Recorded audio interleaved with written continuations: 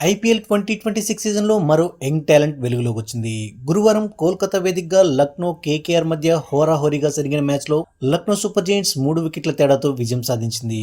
128 పరుగులకి 7 వికెట్లు కోల్పోయి ఓటమి తప్పదనుకున్న టైంలో ఏమాత్రం అంచనాలు లేకుండా బరిలోకి దిగిన ముకుల్ చౌదరి 7 భారీ సిక్స్లు బాది అసాధ్యమనుకున్న లక్నో విజయాన్ని సుసాధ్యం చేసి ప్లేయర్ ఆఫ్ ది మ్యాచ్గా నిలిచాడు.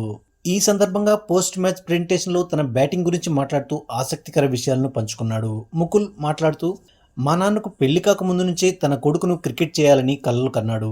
ఆరంభంలో మా ఆర్థిక పరిస్థితి అంత బాగుండేది కాదు. అందువల్ల నేను కాస్త ఆలస్యంగా 12-13 ఏళ్ల వయసులో క్రికెట్ ఆడడం మొదలుపెట్టాను.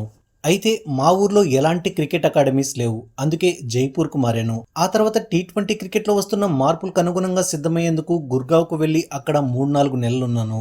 ఇక యూపీతో జరిగిన అండర్-19 మ్యాచ్లో నా బ్యాటింగ్ చూసి నేను క్రికెటర్ అవుతాననే విషయాన్ని మా నాన్న నమ్మాడు.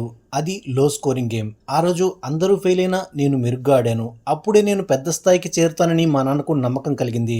ఇక గేమ్లో ప్రెషర్ అనేది ఎప్పుడూ ఉంటుంది. కానీ ఈరోజు వచ్చిన అవకాశాన్ని ఒత్తిడితో కాకుండా నన్ను నేను ప్రూవ్ చేసుకోవడానికి దొరికిన గోల్డెన్ ఛాన్స్లా భావించాను. కాబట్టి చివరి వరకు క్రీజ్లో ఉంటే జట్టును గెలిపించగలననే నమ్మకం నాకుంది.